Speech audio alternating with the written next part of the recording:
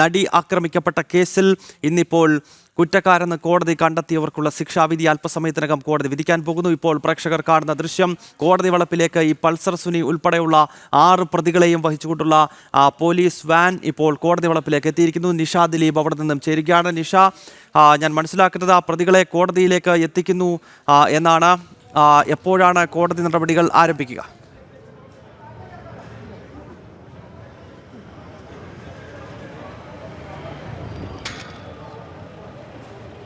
ഗൗതം, നമ്മളിപ്പോൾ കാണുന്നത് വിയ്യൂരിൽ നിന്ന് പൾസർ സുനി അടക്കമുള്ള പ്രതികളെയും കൊണ്ടുള്ള പോലീസ് വാഹനം ഈ കോടതിയിലേക്ക് കയറുന്നതാണ്. ഇപ്പോൾ പ്രതികളെ ഇറക്കുന്നുണ്ട്.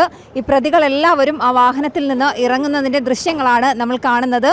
ഇതിൽ പൾസർ സുനി അടക്കമുള്ള പ്രതികൾ കോടതിയിലേക്ക് കയറിപ്പോകുന്നത് നമുക്ക് ദൃശ്യങ്ങൾ കാണാം. വിയ്യൂരിൽ നിന്ന് 9 മണിക്ക് പുറപ്പെട്ട വാഹനം ഇപ്പോഴാണ് കോടതിയിലെത്തിയത്. അല്പസമയത്തിനകം തന്നെ 11 മണിയോടുകൂടി തന്നെ ഈ കോടതി നടപടികൾ ആരംഭിക്കും. എന്തായാലും ഇന്ന് പ്രധാനമായും കോടതിയിൽ നടക്കുന്നത് ഈ പ്രതികൾക്ക് എന്തെങ്കിലും പറയാനുണ്ടോ എന്നുള്ള കാര്യമാണ്. പ്രതികളുടെ ഭാഗം കേൾക്കും. അതിനുശേഷം പ്രോസിക്യൂഷനും പ്രതിഭാഗവും പറയാനുള്ള കാര്യങ്ങൾ കോടതിയെ അറിയിക്കും. എന്തായാലും ഈ കേസിൽ പ്രധാനമായും ഈ 6 പ്രതികൾ പൾസർ സുനി എന്ന NS Sunilkumar, Martin Antony, B Manikandan, VP Vijeesh, H Saleem എന്ന വടിവാൾ സലീം, പ്രദീപ്, ഇവരാണ് 6 പ്രതികൾ. ഇതിൽ പ്രതിഭാഗം പ്രധാനമായും പറയുന്ന ഒരു കാര്യമെന്ന് പറയുന്നത് ഈ 5-ാം പ്രതിയും 6-ാം പ്രതിയും ഈ കുറ്റകൃത്യത്തിൽ നേരിട്ട് പങ്കാളികളല്ല, അവർ വാഹനത്തിൽ കയറുക മാത്രമാണ്. ഇതിൽ 6-ാം പ്രദീപ് എന്ന് പറയുന്നത് ഒരു ബസ് കണ്ടക്ടറാണ്. അയാൾ ഈ വാഹനത്തിൽ കയറി എന്നുള്ള കുറ്റം മാത്രമേ ചെയ്തിട്ടുള്ളൂ. ഈ പല പ്രതികളും ഇത്തരത്തിൽ കുറ്റകൃത്യത്തിൽ നേരിട്ട് പങ്കെടുത്തിട്ടില്ല എന്നൊക്കെ തന്നെയായിരിക്കും ഈ പ്രതിഭാഗം അഭിഭാഷകർ പ്രധാനമായും വാദിക്കുക. എങ്കിലും നമ്മൾ മനസ്സിലാക്കേണ്ട ഒരു കാര്യമുണ്ട്. ഈ ദിലീപ്, 8-ാം പ്രതിയായ ദിലീപ് കുറ്റക്കാരനല്ല എന്ന് പറയുമ്പോൾ ഇതൊരു കൊട്ടേഷൻ ബലാത്സംഗമല്ല എന്നും കോടതി ചൂണ്ടിക്കാണിക്കുമ്പോൾ പ്രധാനമായും ഈ വിധിന്യായത്തിൽ കോടതിക്ക് പറയേണ്ട ഒരു കാര്യമെന്ന് പറയുന്നത് എന്തുദ്ദേശത്തോടു കൂടിയാണ് പൾസർ സുനി ആണ് ഈ കേസിലെ മുഖ്യപ്രതി, 1-ാം പ്രതി എങ്കിൽ എന്തുദ്ദേശത്തോടു കൂടിയാണ്, എന്തിനു വേണ്ടിയിട്ടാണ് പൾസർ സുനി ഇത്തരത്തിൽ നടിയെ തട്ടിക്കൊണ്ടുപോയതും ബലാത്സംഗം ചെയ്തതും അത് ക്യാമറയിൽ പകർത്തിയതും ആ ദൃശ്യങ്ങൾ പ്രചരിപ്പിച്ചതും ഈ കുറ്റകൃത്യങ്ങളൊക്കെ തെളിഞ്ഞ സാഹചര്യത്തിൽ പൾസർ സുനി ഇത് എന്തിനു വേണ്ടിയാണ് ചെയ്തത്, ഈ കാര്യങ്ങളാണ് പ്രധാനമായും ഇന്ന് ഇപ്പോൾ കോടതി പറയേണ്ടത്. ഈ വിധിന്യായത്തിലും വിധി പകർപ്പിലടക്കം ഇക്കാര്യങ്ങൾ ചൂണ്ടിക്കാണിക്കേണ്ടി വരും. എന്തായാലും ഈ ദിലീപ് അല്ല കുറ്റക്കാരനെങ്കിൽ എന്തിനു വേണ്ടി പൾസർ സുനി കൃത്യമായി നമുക്ക് ഈ നടിയെ ആക്രമിച്ച കേസ് പരിശോധിക്കുകയാണെങ്കിൽ ഇതിൻ്റെ ഓരോ കാര്യങ്ങളും പരിശോധിക്കുമ്പോൾ നമുക്ക് കാണാം. നടി തൃശ്ശൂരിലെ വീട്ടിൽ നിന്നും കാറിൽ കയറുന്നു. അതൊക്കെ തന്നെ കൃത്യമായ പ്ലാനിങ്ങോട് കൂടിയാണ്. നടിയുടെ ഡ്രൈവർ നടിയോട് പതുക്കെ പോയാൽ മതിയോ എന്ന് ചോദിക്കുന്നു. നടി അത് മതി എന്ന് പറയുന്നു. പക്ഷേ എങ്കിലും വാഹനത്തിൻ്റെ വേഗത ഒരുപാട് വേഗത കുറച്ചാണ് ഈ വാഹനം പോകുന്നത്. അപ്പോൾ നടി നോക്കുമ്പോൾ കാണുന്നത് ഈ വാഹനത്തിൻ്റെ ഡ്രൈവറായ മാർട്ടിൻ, അയാൾ വാഹനം ഓടിക്കുന്നതിനേക്കാളും കൂടുതൽ അയാളുടെ ശ്രദ്ധ ഫോണിലാണ്. അയാൾ ആർക്കൊക്കെയോ മെസ്സേജ് അയക്കുന്നു. പിന്നീട് നെടുമ്പാശ്ശേരി ഭാഗത്ത് വരുമ്പോഴേക്കും ഈ വാഹനം നടിയുടെ വാഹനത്തിൽ മറ്റൊരു വാഹനം കൊണ്ട് ഇടിക്കുന്നു. ഇതൊക്കെ തന്നെ നടിയും ഒപ്പമുള്ളവരെല്ലാം കരുതുന്നത് പോലെ ഒട്ടും യാദൃശ്ചികമായി ആയിരുന്നില്ല. ആദ്യം ഇത് യാദൃശ്ചികമാണ് എന്ന് നടിക്ക് തോന്നുമ്പോൾ പോലും ഇത് യാദൃശ്ചികമായിരുന്നില്ല. ഇത് വളരെ ആസൂത്രിതമായി നടത്തിയ ഒരു കാര്യം തന്നെയാണ്. അതിനുള്ള പദ്ധതി ഈ പ്രതികളെല്ലാവരും ചേർന്ന് നേരത്തെ തന്നെ ആസൂത്രണം ചെയ്തിരുന്നു. ആ ആസൂത്രണം പോലെ തന്നെയാണ് ഈ പ്രതികൾ ഈ നടിയുടെ വാഹനത്തിൻ്റെ പിന്നിൽ വാഹനം ഇടിക്കുന്നതും പിന്നീട് ഇവർ ഈ കുറ്റകൃത്യം ചെയ്യാനായി ഒരു വാഹനം തയ്യാറാക്കി നിർത്തിയിരുന്ന ഒരു ടെമ്പോ ട്രാവലർ വാഹനമാണ്. സാധാരണ ഈ കാറ്ററിംഗ് സർവീസിനൊക്കെ ഉപയോഗിക്കുന്ന ഒരു വാഹനം. അത് ആഴ്ചകൾക്ക് മുമ്പ് തന്നെ ഈ വാഹനം പൾസർ സുനി വാടകയ്ക്ക് എടുത്തതാണ്. ഈ വാഹനം ഇത്തരത്തിലൊരു ക്രൂരമായ കുറ്റകൃത്യം നടത്താൻ പാകപ്പെടുത്തിയെടുത്തു എന്നതാണ് ഇതിൽ പ്രധാന കാര്യം. കാരണം ഈ വാഹനത്തിൻ്റെ ഈ കാറ്ററിംഗ് സർവീസിൻ്റെ വാഹനമാകുമ്പോൾ ഇതിൽ ഈ പാത്രങ്ങളൊക്കെ കയറ്റി വരാനുള്ള ഒരു ഭാഗമുണ്ട്. ആ ഭാഗത്തു നിന്നുള്ള അതിൻ്റെ ആ ഒരു കമ്പികളൊക്കെ മാറ്റി ഒപ്പം തന്നെ ആ വാഹനത്തിൽ ഒരു ബെഡ് പോലെയുള്ള ഒരു വസ്തു അവിടെ വെച്ചിരുന്നു. അതൊക്കെ തന്നെ കൃത്യമായി ഇവർ നടപ്പിലാക്കിയ ഒരു ആസൂത്രണം പോലെ തന്നെ ഈ നടിയെ ഈ വാഹനത്തിലേക്ക്, അതായത് കാറ് ഈ പ്രതികളുടെ ടെമ്പോ ട്രാവലർ നടിയുടെ വാഹനത്തിൽ ഇടിപ്പിക്കുകയും അതിനുശേഷം ഈ നടിയെ ഈ വാഹനത്തിലേക്ക് കയറ്റാനൊക്കെ ആയിരുന്നു ഇവർ പ്ലാൻ ചെയ്തിരുന്നത്. പക്ഷേ ഈ ടെമ്പോ ട്രാവലർ വാഹനം കേടാകുന്നു. അതുകൊണ്ട് തന്നെ ഇവർ നടിയുടെ വാഹനത്തിലേക്ക് കയറുന്നു. ഈ പ്രതികൾ നേരത്തെ ആസൂത്രണം ചെയ്തിരുന്നത് പോലെ വഴിയിൽ നിന്നാണ് ഓരോ പ്രതികളും ഈ വാഹനത്തിൽ കയറുന്നത്. നെടുമ്പാശ്ശേരിയിൽ വെച്ച് ഈ നടിയുടെ വാഹനത്തിലേക്ക് ഈ ടെമ്പോ ട്രാവലർ ഇടിക്കുന്നു. അതിനുശേഷം ഈ 2 പ്രതികൾ നടിയുടെ അപ്പുറവും ഇപ്പുറവും ഇരിക്കുന്നു, നടിയെ ഭീഷണിപ്പെടുത്തുന്നു.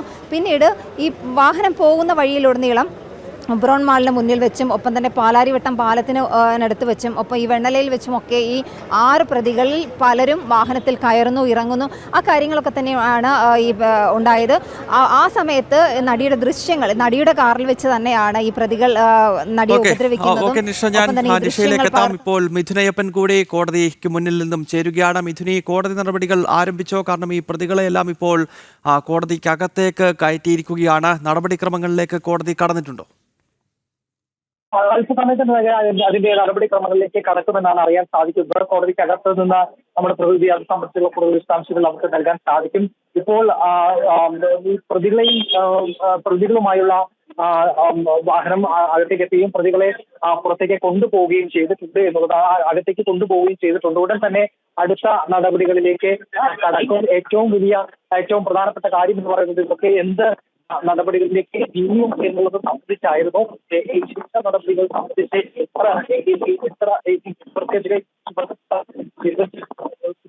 കുറ്റങ്ങളിലേക്ക് ഇങ്ങനെ കടക്കാൻ പോകും. ബൈക്കിനെ വേണ്ടി ശ്രമിക്കുന്നു.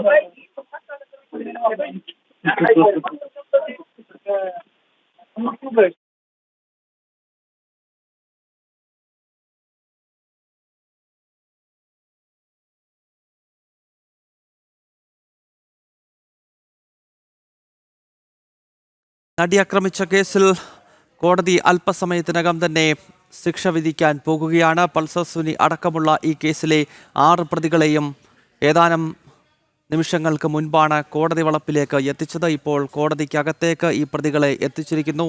നടപടികളിലേക്ക് കോടതി കടക്കുകയാണ്. ആദ്യം പ്രതിഭാഗത്തിൻ്റെയും പിന്നീട് വാദിഭാഗത്തിൻ്റെയും നിലപാടുകൾ ഒരിക്കൽ കൂടി കോടതി ആരായും. അതിനുശേഷമാകും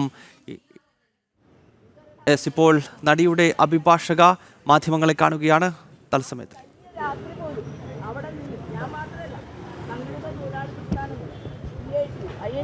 അങ്ങനെ അടക്കമുള്ള സംഘടനകൾ പോലും അവിടെ നിന്ന് നേടിയെടുത്ത അവകാശങ്ങളാണ് അതെല്ലാം. എന്നിട്ട് ഞാൻ എന്നെക്കുറിച്ച് പറയുന്നതല്ല പച്ചക്കള്ളമാണ്. പക്ഷേ ഒരു കാര്യം അപ്പം മനസ്സിലാക്കണം, ഈ ആളുകളെല്ലാം ഈ അതിജീവിതക്കെതിരായി ദിലീപിനോടൊപ്പം ചേരുന്നു എന്നുള്ള, എന്നെ ഇല്ലാണ്ടാക്കാന്ന് പറഞ്ഞാൽ അതിൻ്റെ അർത്ഥം എന്താ? അവർക്ക് പുറത്തു വന്ന് എന്നെ പോലെ ഫൈറ്റ് ചെയ്യാൻ പറ്റുമോ? ഇല്ല. ആ ഫൈറ്റ് ഞാൻ ഏറ്റെടുക്കുമ്പോൾ എന്നെ ഇല്ലാണ്ടാക്കുകയാണ്. നാളെ ഞാൻ ഉണ്ടാവുമെന്ന് നിങ്ങൾ നോക്കിന്നു. ഉണ്ടാവണമല്ലോ. ഹാഷ് വാല്യൂവിൻ്റെ കാര്യം ഉണ്ടാവണം. ആ ഹാഷ് വാല്യൂവുമായി ബന്ധപ്പെട്ടുള്ള അന്വേഷണം നടത്തി എൻ്റെ കോടതിയുടെ നിലപാട് പറയും. അത്തരം കാര്യങ്ങളെല്ലാം പറയും. അതുകൊണ്ട് ഞാൻ ഇന്ന് അത്ര സീരിയസ് പച്ചക്കള്ളമാണ്. ഞാനത് നിങ്ങളോട് പറഞ്ഞല്ലോ, ഞാൻ പറയും. ഇന്ന് എനിക്ക് പറയാൻ പറ്റില്ല. കാരണം എന്താ, ഇന്ന് 12-ാം തീയതിയോട് കൂടി എൻ്റെ അതിജീവിതയുടെ വക്കാലത്ത് അവസാനിക്കുന്നത്. നാളെ മുതൽ ഞാൻ ഫ്രീ ആണ്. നാളെ മുതൽ ഞാൻ അഡ്വക്കേറ്റ് TB മിനിയാണ്. അതുകൊണ്ട് എനിക്ക് നിങ്ങളെ ഫേസ് ചെയ്യാൻ ഒരു പ്രശ്നം ഉണ്ടാവില്ല. ഇന്ന് വരെ നിയമപരമായിട്ടുള്ള റെസ്ട്രിക്ഷൻ എനിക്കുണ്ട്. പ്രോസിക്യൂഷൻ അപ്പീൽ പോകുന്നതിന് പുറമെ അതിജീവിതയ്ക്കും വേണമെങ്കിൽ പോകാമല്ലോ. എടോ, അതിജീവിതയ്ക്ക് അപ്പീൽ പോകണമെങ്കിൽ, അതിജീവിതയ്ക്ക് സുപ്രീം കോടതിയിൽ നിന്നൊക്കെ അഡ്വക്കേറ്റ്സിനെ കൊണ്ടുവരണമെങ്കിൽ എത്ര പൈസ ചിലവാക്കണടോ? ഇവർക്കുണ്ടാവുന്ന പൈസ, ഇവരിപ്പോൾ പുതിയ സിനിമകൾ ചെയ്യുന്നു. സിനിമാ മേഖലയിലെ പ്രൊഡ്യൂസേഴ്സെല്ലാം, സിനിമാ മേഖലയുടെ സംവിധായകരെല്ലാം, സിനിമാ മേഖല കൊട്ടക മുതലാളിമാരെല്ലാം ദിലീപിൻ്റെ പക്ഷം ചേരുമ്പോൾ ആരുണ്ടാവും ഇതൊക്കെ ഫേസ് ചെയ്ത് നടക്കാൻ? ഞാൻ ഈ വെറുതെ പറയുന്നതല്ല. കഴിഞ്ഞ 2 വർഷക്കാലം ഞാൻ ഒറ്റയ്ക്കല്ലേ നടന്നത്. അതിജീവിതയുടെ ഭാവിയെക്കുറിച്ച് ആശങ്കയുണ്ടോ? അതിജീവിതയ്ക്ക് ഭാവിയെക്കുറിച്ച് ചോദിച്ചാൽ അതെന്താ? സുരക്ഷ പിന്നെ അവരുടെ സുരക്ഷ മാത്രമോ? നിങ്ങളിപ്പോൾ റിപ്പോർട്ടറല്ലേ? റിപ്പോർട്ടറല്ലേ ഇപ്പോഴും? റിപ്പോർട്ടറിൽ നിന്റെ സുരക്ഷയെക്കുറിച്ച് നീ ഓർത്തോ? നിന്റെ സുരക്ഷ, എൻ്റെ സുരക്ഷ. അതിജീവിതയ്ക്ക് ഇപ്പോൾ പുറത്തേക്ക് ഇറങ്ങണ്ട. അവർക്ക് അങ്ങനെ ഇരിക്കാം, നമ്മളാരും ശ്രദ്ധിക്കില്ല. പക്ഷെ എനിക്ക് പുറത്തേക്ക് ഇറങ്ങണ്ടേ? തനിക്ക് പുറത്തേക്ക് ഇറങ്ങണ്ടേ? അതിജീവിതയ്ക്ക് വേണ്ടി നിൽക്കുന്ന മുഴുവൻ മീഡിയ പേഴ്സൺസ് നോക്കിയോക്കെ എത്ര ക്രിമിനൽ സംഘങ്ങളാണെന്ന് നിങ്ങൾ തിരിച്ചറിയണം. പക്ഷെ അല്ല, എനിക്ക് 100% ഉറപ്പുള്ളതുകൊണ്ടാണ്. ഞാൻ തെളിവുകളുണ്ടെന്ന് ഞാൻ സഹിനോട് പറയല്ലേ. സഹിൻ എനിക്ക് തെളിവുകളുണ്ട്. ഈ തെളിവുകൾ കോടതി അപ്രീഷിയേറ്റ് ചെയ്തോ ഇല്ല എന്നുള്ളത് രണ്ടാമത്തെ കാര്യമാണ്. എനിക്ക് വിശ്വസിക്കാൻ കഴിയുന്നത് 100%. മനസ്സിലായി, 100 കൂടുതലുണ്ട്. ആളുകൾ 101 പറയും, പക്ഷെ 101% ഇല്ലല്ലോ. ഈ ശിക്ഷയിന്മേലുള്ള വാദം നടക്കുമ്പോൾ നമ്മുടെ ഭാഗം പറയാനായിട്ട് എന്ത് ഇല്ല. അതിജീവിതയുടെ വക്കീലിന് ട്രയൽ കോടതിയിൽ ഒന്നും പറയാൻ പറ്റില്ല, നിയമം അനുവദിക്കണില്ല. അതിജീവിതയ്ക്ക് അപ്പീൽ കൊടുക്കാനുള്ള ഒരു പ്രൊവിഷൻ ഇപ്പോഴാണ് വന്നത്. ആ അപ്പീൽ അവർക്ക് കൊടുക്കാം, അല്ലാതെ ട്രയൽ കോടതിയിൽ എനിക്ക് മിണ്ടാൻ പറ്റില്ല. പിന്നെ എൻ്റെ ഒരു കണ്ടംപ്റ്റ് കിടക്കുന്നുണ്ട്, ആ കണ്ടംപ്റ്റുമ്പോൾ വേണമെങ്കിൽ എനിക്ക് വാദം പറയാം. അതല്ലാത്ത ഒരു ഇതിന് പറ്റില്ല. ഈ ആളുകളെല്ലാവരും പറഞ്ഞ എന്തറിയാമോ, അതിജീവിതയുടെ വക്കീൽ കേസ് നടത്തി തോറ്റു. ഞാൻ എവിടെ കേസ് നടത്തി തോറ്റിയത്? ഞാൻ കേസ് നടത്തി ജയിച്ച ആളാണ്. ഈ മെമ്മറി കാർഡിൽ രണ്ടാമത് എടുത്തുകൊണ്ട് ഇവിടെ വെച്ചു അല്ലേ, ഹാഷ് വാല്യൂ മാറിയ മെമ്മറി കാർഡ് ഇവിടെ വെച്ചുകൊണ്ടിരുന്നിട്ട് ആ മെമ്മറി കാർഡ് ജസ്റ്റിസ് കൗസർ എടപ്പക്കത്തിൻ്റെ ജഡ്ജ്മെൻറ്റ് പ്രകാരം രാത്രിക്ക് രാത്രി മാറിയ ഹാഷ് വാല്യൂ മാറ്റി ഒറിജിനൽ മെമ്മറി കാർഡ് ഇവിടെ കൊണ്ടുവച്ചു. നിങ്ങൾ ചോദിക്കണം ഈ അക്യൂസിൻ്റെ വക്കീലന്മാരോട്, എവിടെയാണ് CFSL പോയ റിപ്പോർട്ടിൽ നിന്ന്? CFSL അവർ റിപ്പോർട്ടിന് പോയില്ലേ മെമ്മറി കാർഡിൻ്റെ? അത് എവിടെയാ? കോടതി ഹാജരാക്കിയോ? എവിടെയെങ്കിലും ഹാജരാക്കിയോ? ഇല്ല. ഇതെല്ലാം അറിയാവുന്ന ആളും നമ്മൾ തന്നെയാണ്. ഇന്ന് വൈകുന്നേരം വരെ 12-ാം തീയതി വൈകുന്നേരം വരെ എനിക്ക് റെസ്ട്രിക്ഷൻസ് ഉണ്ടെന്ന് നിങ്ങൾ മനസ്സിലാക്കണം. 12-ാം തീയതിക്ക് ശേഷം ഞാൻ വെറും അഡ്വക്കേറ്റ് TB മിനിയാണ്. നീ സൈബർ കാണുന്നില്ലേ സാഹിനെ? ഈ മറുനാടൻ മലയാളി പച്ച കള്ളം ഇരുന്ന് ഏതെങ്കിലും ജേർണലിസ്റ്റിങ്ങിന് ചെയ്യോ? ജേർണലിസ്റ്റുകളാണെങ്കിൽ ചെയ്യോ? മറുഭാഗത്തിൽ എന്താ പറയുന്നത് കേൾക്കാതെ ചോദിക്കാതെ ഇത് എന്തിനു വേണ്ടിയാണ് ആളിരുന്ന് ചെയ്തുകൊണ്ടിരിക്കണേ? ഏത് കാര്യമാണ് ഈ പറയുന്നത്? അതിജീവിതയുടെ കാര്യമോ ദിലീപ് കേസോ ആണോ പറയുന്നത്? ഞാൻ പണ്ട് മൂത്രപ്പര പോയപ്പോൾ മര്യാദയ്ക്ക് കയറ്റിയിട്ടില്ല എന്നുള്ളതാ പറയണേ. നീ കണ്ടു തള്ളണ്ട, ഒരു സാധനം പറഞ്ഞത് നീ അതെടുത്ത് പറയണ്ട. അങ്ങനെയല്ല, അത്ര മോശമായ രീതിയിൽ അല്ലേ? അത് ആരെങ്കിലും കണ്ടിട്ടുണ്ടോന്ന് എനിക്കറിയോ? ഇല്ല. അപ്പം നമ്മളെ എത്ര ജെനുവിനാണെന്ന് എനിക്ക് എറണാകുളത്തുള്ള പത്രക്കാർക്കറിയാം. ഞാൻ എന്തായിരുന്നു ജനിച്ച് വളർന്ന് പഠിച്ച് ഇവിടെ തന്നെ പ്രാക്ടീസ് ചെയ്ത് ഇവിടെ തന്നെ നിങ്ങളെ കണ്ട് നിങ്ങളുടെ എല്ലാ വിഷയങ്ങളും കൈകാര്യം ചെയ്ത് നിങ്ങൾ വിളിക്കുമ്പോഴത്തൊക്കെ വന്ന് ഞാനും ഒരു മനുഷ്യനാണ്. പക്ഷേ എന്നെ സപ്പോർട്ട് ചെയ്തത് നിങ്ങൾ മാത്രമാണ്. ഈ കാലഘട്ടത്തിലെല്ലാം നിങ്ങൾ എൻ്റെ കൂടെ ഉണ്ടാവും, എനിക്ക് ഉറപ്പുണ്ട്. കേസിൽ അതിജീവിതയുടെ അഭിഭാഷക മാധ്യമങ്ങളെ കാണുകയായിരുന്നു. താൻ തെളിവുകൾ സമർപ്പിച്ചു, എന്നാൽ തെളിവുകൾ സമർപ്പിച്ചില്ല എന്ന് പറയുന്നത്, ശക്തമായ തെളിവുകൾ സമർപ്പിച്ചില്ല എന്ന പ്രതിഭാഗം പറയുന്നത് പച്ചക്കള്ളമാണ്. തനിക്കെതിരെ സൈബർ ആക്രമണം അതിരൂക്ഷമായി തുടരുകയാണ്. തനിക്ക് പുറത്തിറങ്ങി ജീവിക്കണമെന്നാണ് അഡ്വക്കേറ്റ് TB മിനി ഇപ്പോൾ മാധ്യമങ്ങളോട് പറഞ്ഞത്. അതെ, കേരളം കാത്തിരുന്ന ഉത്തരമറിയാൻ ഇനി നിമിഷങ്ങൾ മാത്രം. 6 പ്രതികളെയും കോടതിയിൽ ഹാജരാക്കി. കോടതി നടപടികൾ ഉടൻ ആരംഭിക്കും. ഇപ്പോൾ പൾസർ സുനിയെ കോടതിയിൽ ഹാജരാക്കിയിട്ടുണ്ട്.